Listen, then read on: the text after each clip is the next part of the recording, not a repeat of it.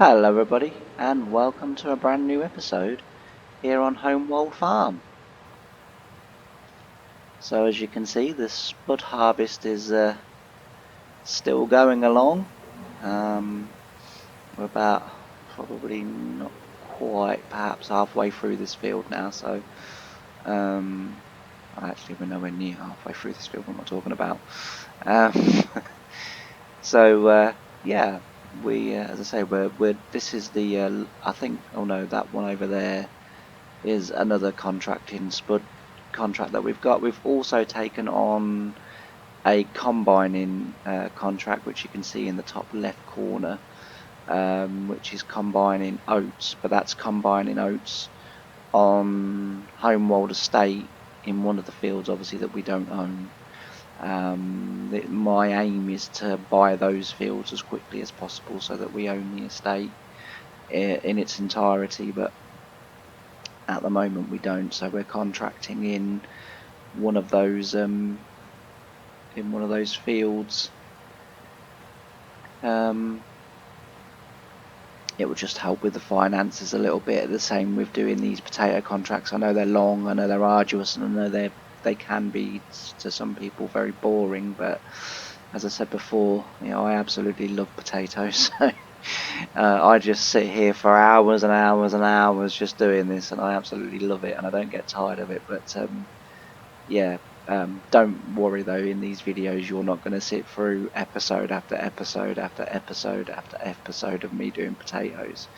It might mean that due to at the moment family commitments, which will eventually resolve themselves, and then I will have time to sit and do videos consistently, because I haven't done any for a couple of days now. But as I say, the family situation is going to resolve itself, and we're going to be able to do videos far more consistently, and yeah, then we'll be well away. But luckily for you, potatoes will be done, because as I say, I fully accept that it's not for everyone, but I do like it. I prefer it with the other Grimmy, the GT170, but to do contracts with that particular potato harvester, yeah, I think even in the end I would start to get a little bit tired of that. So we do use this one for contracts, just because it does. I think it takes 5 rows. It's supposed to take 4, but I think it sneakily takes a fifth. 1, 2, 3, 4. Yeah, 5. So it does take 5 rows. It's meant to take 4, but the problem is because giants don't. They just make potato planters. They don't make them to specific row widths. So they just make a potato planter that plants potatoes, which, it's a game, that's fair enough, but in real life you would you'd have your rows set up specifically so that the 4 channels on the harvester that you can see there would just be taking the 4 rows. As you can see, the outside to the right is already nearly in between the first 2 rows, and then that carries on the same. That's how it's able to take 5 rows. But so it'd be nice if they could give us proper row widths, and then our harvesters would start to fit rows. But like I say, it's a computer game, so it's not really a big issue. The John Deere combine has met the tractor and trailer. Should be enough for him to go round. Once he does go round, we need to just pop over to that tractor and trailer and just pop him on the field, because I've got a feeling he might be a little bit too far away from the edge of the field for the combine to recognise him to unload into. So we might just need to go and move that, which is no issue. But yeah, so harvest is fully on the way now. In the, I think, 2nd day now of of autumn, I think. I don't know, I can't remember. It's the first or second day of autumn. And yeah, things are going well. It's for contract reasons on the combining contract why I use that unrealistic trailer. Just because I wouldn't physically be able to do anything else, because obviously I play the game by myself, so I have to have an unrealistic trailer that holds I think it's 1,000,000 litres and it has no weight to it, so any tractor can pull that trailer full, but it's for sort of gameplay purposes originally for myself, but now for videos and stuff, so we'll be able to have things like that going on in the background, and they'll just work. And I kind of look at it like you don't see it, so what you don't see you can't get annoyed with, because I'd get annoyed with it if I saw it. But although we're not all that far apart, I'll try and give you some idea as to where they are, as to where we are. So we are here and they are just the other side of those trees. So yeah, just the other side of those trees is where the combine is. Go a little way into the rows and then it'll give him a little bit of room to turn around. He's getting full because he's not able to keep up with me. So he needs another 11%.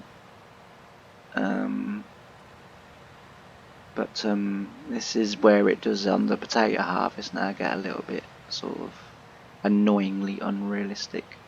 But as I say, until I get a bigger tractor, I've sort of got no choice to do it this way. I would like to do it all exact, but unfortunately game parameters and game physics don't always allow that, so you just have to sort of go with the flow. But yeah, we'll get this trailer full and then we'll take it and empty it. I think it's the first time you're going to see this trailer get emptied. Again, it's going to empty into another machine that I've slightly modified, and I've slightly modified it yet again to help with gameplay. Otherwise, it's not too bad once I can have a trailer there, but I haven't got a trailer to put there, unfortunately, at the moment. So we've had to stick that machine there by itself, and we've had to make its capacity. I think that capacity is about 10 million, just to help me out. So we will just keep going, because the nearer to the end we can get these two, the quicker that will be. But yeah, so I was quite glad to discover this excuse me, this Sputnik potato harvester. I didn't know that it was even a thing, and you actually do get the well, it's again supposed to be 4-row, but the 5-row windrower for it as well, so you can take out 5 rows and lay them in the middle of I think it's the 3rd row in, is it the 2nd or 3rd row in, and then you're sort of harvesting 10 rows in one go then. But I have tried it, it doesn't work all that well, if I'm honest. Yeah, it doesn't work all that well, and so therefore it's not really worth me sort of simulating that. It's a shame, because as I say, I would be doing 10 rows in a row, 10 rows in one go is what I mean, but not to be, unfortunately, just because, as I say, it doesn't work properly. It's an either or job. I found that harvester won't pick up rows and windrows together at the same time. It'll pick up either the windrow or the rows, but it won't pick up both at the same time, which is a bit odd, and I'm not much of a modder, so I wouldn't even know where to begin to look for that reason. But maybe in another video I might do like a sort of 1 or 2 minute video. Oh dear, this trailer is way too heavy for this tractor. I might do a 1 or 2 minute video where I just show you that in operation. And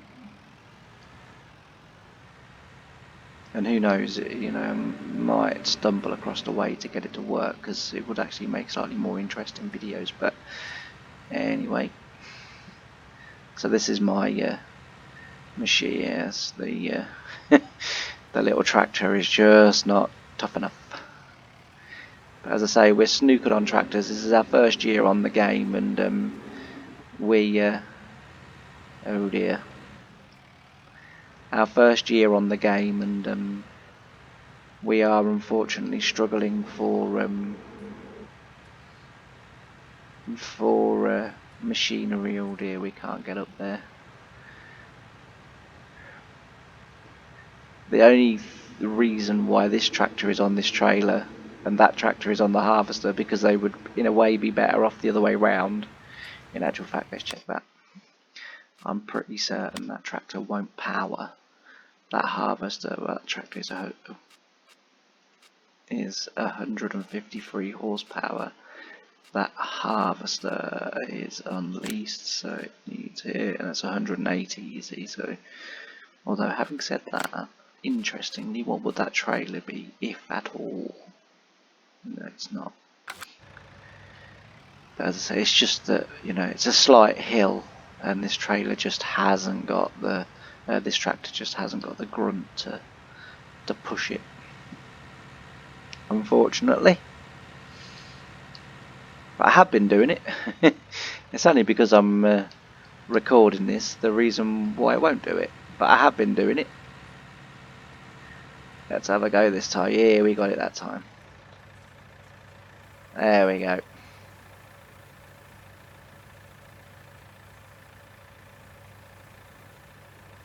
So we'll empty them into there. Actually, I'll just, while that's going on, I will... Oh, there it is. Just move him onto the field. I'm also going to face him the right way.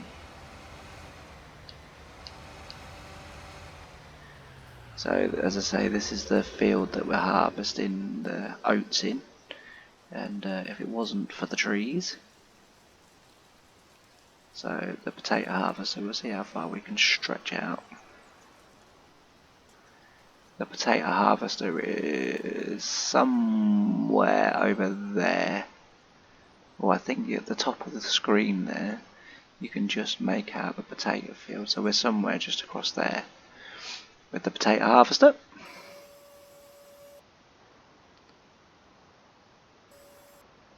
The only problem is I do lose my tractors. He's going to empty. Oh, there he is. Right.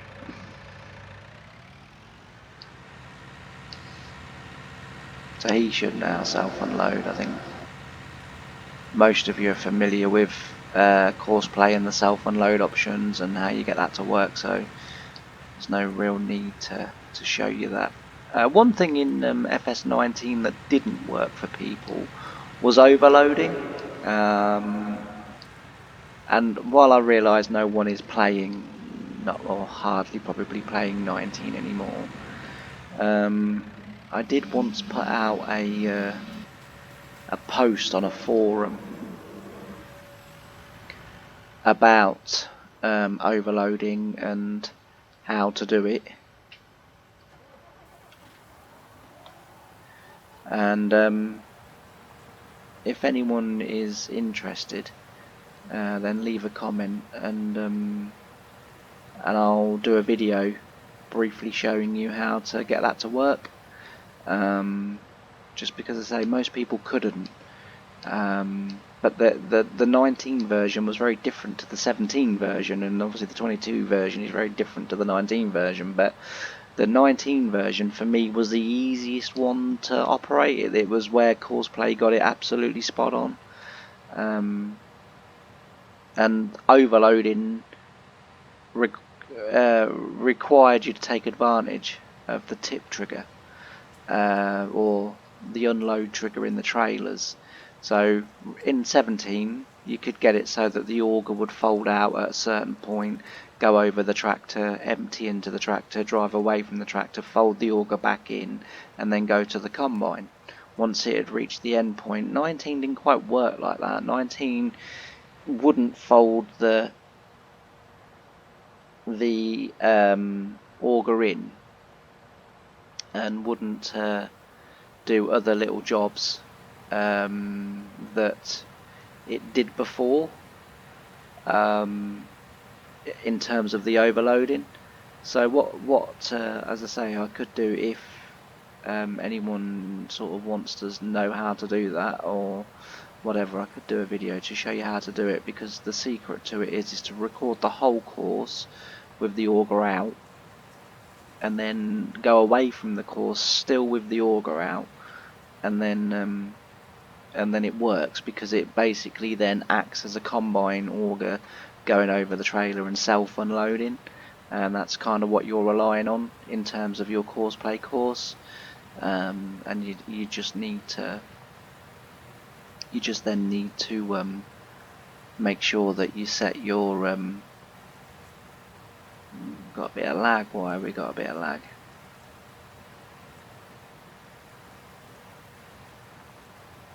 Oh yeah, courseplay does drain the resources of this game. My computer is very good, but courseplay does do this to it, unfortunately. It's just until courseplay figures out where it needs to go back. There you go. Once it figures out where it needs to, no, still figuring it out apparently. Quite know why that's taking so long. It doesn't normally take this long.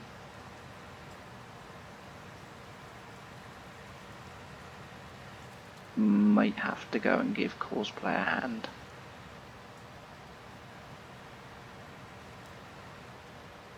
Normally that snaps out of that quite quickly.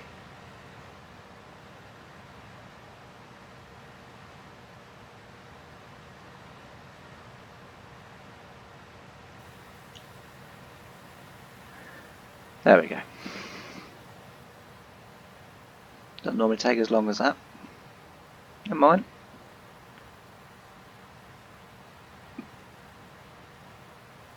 So yeah, just another long day on the farm. Luckily we've managed to get our beans harvested today, which I'm really happy about. We got them in the silo. In the end I decided to put them in the silo and not sell them straight off. The price isn't particularly too bad, but I don't know, we might just hold on to them for a little bit.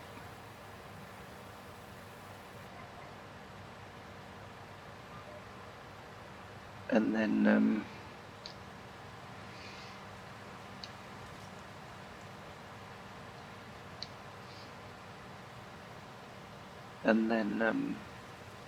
we'll sell them. We'll sell them when I think my plan will be to sell them when I sell all my pellets and stuff. And I'm probably going to be selling quite a bit of my silage as well, because I'm not going to need all of the silage that I'm going to produce. The silage that I've got in the silo bunker on the left at the moment is going to be more than enough. So the silage that I'm going to take in mid to late autumn, I'm going to put in the other silo, and that's going to be for selling, because I'm not going to need all of it. You know, we don't have enough cows and they don't eat enough to warrant me needing all of that silage. I mean, if I was to use that silage for myself, I'd have it for years and years and years and years and years, which is great, because it means I wouldn't have to do silaging anymore. You know, if I was to do sort of one cut of pellets 1 year, put them all in a shed and say they're mine for feed, I wouldn't have to do that for another 20 years. But we're not going to do that, because we do want to keep doing silage, and we do want to, and also as well in real life, the pellets and the silage I think probably would in the end go mouldy and go off, and you definitely couldn't feed them that to cows. So it's another reason why we won't be doing it, but I'm pretty certain you could if you wanted to. do one blooming good harvest of both, chuck them in the shed, chuck them in the silo. Jobs are good, and see you in 10 years to do some more. Do you know what I mean? I guess in a way it would open up all my land to arable, but yeah, it's not something that we're going to be doing. As I say, mainly because doing it this way, each year it guarantees me money. So as I've said before, I've never had this much trouble with Follow Me not being able to stay alongside the tractor and trailer or alongside the harvester.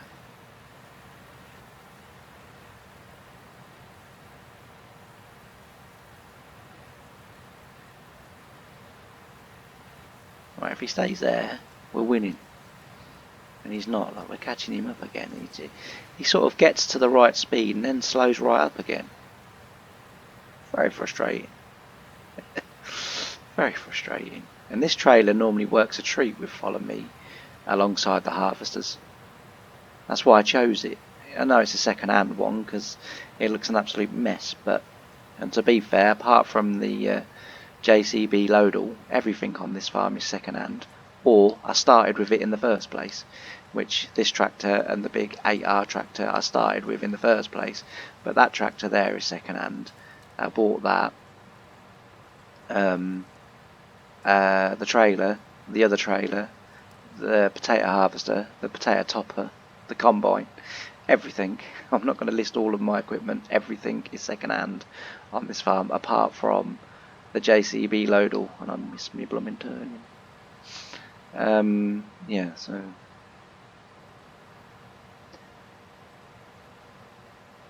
it's brand new to me, we'll say that much. But second-hand overall. Obviously, as we start earning more money, getting more land is the priority at the moment. I've said it, in previous videos. Land is the priority. Without the land, we won't grow. Yes, more land we get with smaller equipment, it's going to take us longer to do that land. And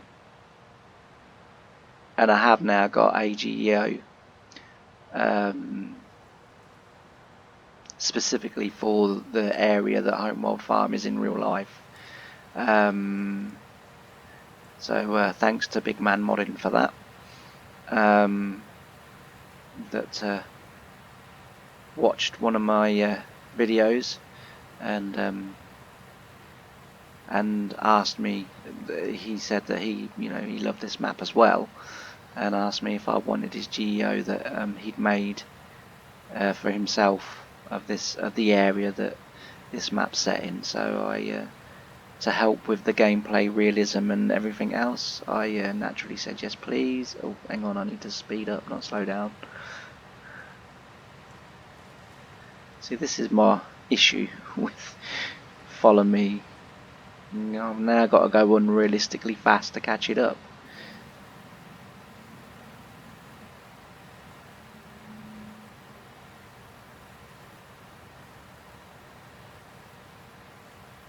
I don't know why it's doing it. It's never ever done it before. I don't know why it's doing it, but it's been doing it now on this save game, and I've got a Attingham Park save game as well that I play quite regular, and that farm is all vents. I tend to pick a map and try and choose the machinery that I think suit the farm, and this farm seemed to be suited to John Deere. Attingham seemed to be suited absolutely to vents. So we're all vents. We have just started out on that save again, but I do have slightly better equipment. It's all second hand again, but I've sort of started off with decent equipment. I'm just looking for a decent vent combine, which on 19 apparently is quite hard to find, because I'm having trouble. I've downloaded a couple, but they've got errors and warnings and stuff like that in them, and I don't tend to keep stuff in my game that has warnings and stuff like that in it, so I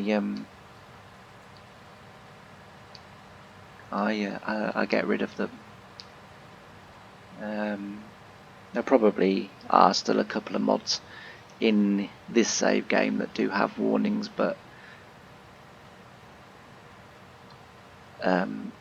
if that is the case, they're mods that I've been using forever and a day, and they've never actually caused me no crashing issues or anything like that. So it's well worth just keeping an eye on your log and just seeing what mod's doing what.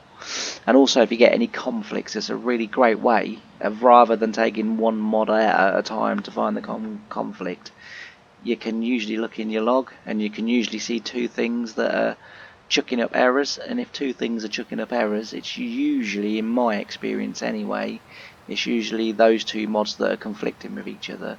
So then you can just get rid of the mod that you could sort of don't necessarily need, or do what I do, which is if I need one particular mod, but at that point I don't need the other mod that's conflicting with it, take the mod out of the save game and then just use the other mod.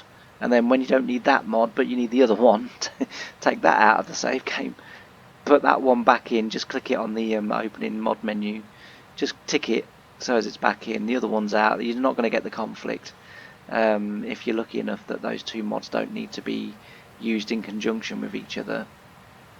I tend to find as well it's usually mods that do roughly the same function. They start arguing with each other because each mod's sort of not sure what the other one's trying to do, and so they conflict. Yeah, that would be my advice there, really. Always a good idea to keep an eye on your log and make sure that everything is cool. Right, that's going to be it for this video. I think you've seen enough potato harvesting. I am going to be, in the next few weeks, starting to do videos that won't be half an hour of me just chatting. They will actually be videos of substance. Like I said before, I'm learning, I'm practicing, I'm playing with video editors, and I'm sort of trying to get where I want to be in terms of producing the videos. It's just that, as I've said before, everyone's got to start somewhere. So I'm just throwing out the videos at the moment. Hopefully they're sort of decent-ish quality. Hopefully you are enjoying them slightly to come back, because as I say, in the future for this game, I've got one massive idea that I would really love to implement, and I really love you people to see it and to see what you think, because in my sort of hobby list, I love writing, and I've written a story, a screenplay of Farming Simulator with characters, and with background stories to everyone within the game. I've not decided which map that's going to be on. It more than likely will be a British map. It may well be Attingham Park. I'm not sure, and I'm not even sure whether it's going to be on 19 or 22. That might be something that you guys could let me know, and whether you'd prefer that on 22, or whether actually you're quite enjoying the sort of retro content, if you like, of FS19. But please let me know. But that won't be for the foreseeable future, because obviously we need to grow the channel, and I need to learn how to use editor to make really good videos that are going to be very enjoyable to watch. And the plan is as well that those sort of the episodes to that particular idea. Oh dear, the combine's unloading again. To that particular idea will come out every other day, so it's going to be a lot of work. So I really need to be, efficient with the editors and familiar and what have you, because as I say, there's going to be a lot of production that goes into those videos. It's an idea that I've had for a very long time. I haven't sort of dared to do YouTube because I, sort of kind of thought, well, I can never compete with, and then I just thought, well, it's not really about that. It's about you doing something that you're passionate about and enjoying, and hopefully other people will enjoy. It's not a competition. It's just play the game your way and share it with other people. And once I sort of came to that conclusion, I'm hence making YouTube videos that I'm really enjoying. But anyway, that's for the future. And as I say, these videos won't be just me yabbering for over half an hour now. They are going to be, there's going to be time lapses in them. There's going to, that it's going to be a much more polished video. So yeah, I hope you'll join me and watch me for those videos. But as for now, thanks very much for watching.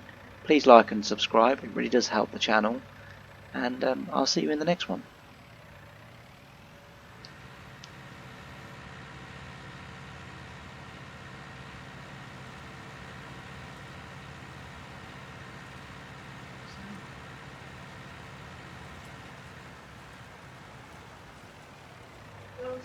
Oh, hello, Doug.